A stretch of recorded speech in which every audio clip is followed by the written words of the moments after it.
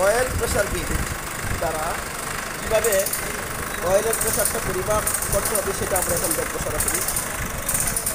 অর্থাৎ অয়েলের প্রেশার কী পরিমাণে আছে সেটা আমরা দেখব। এগুলো সংযোগটা বলে দিচ্ছি। এই সংযোগটি এখানে দেখা যাচ্ছে এখানে অয়েল প্রেশার সুইচের এখানে এই লাইন লাগানো আছে।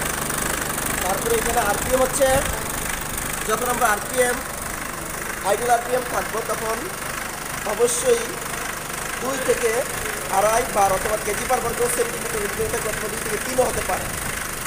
আর যখন 3000 আরপিএম করব তখন অবশ্যই সেটা যাবে 2 থেকে 6 কেজি পার বর্গ সেন্টিমিটার, অথবা 2 থেকে 6 কেজি পার বর্গ সেন্টিমিটারের পরিবর্তে আমরা 12 বলতে পারি।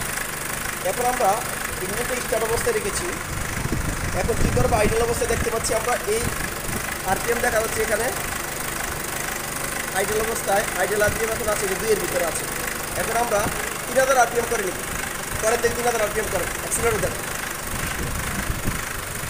অ্যাক্সিলারেটর দেন, অ্যাক্সিলারেটর দেন। 3000 আরপিএম যখন করা হয়েছে দেখেন এখনও কিন্তু এই এর ভিতরেই আছে।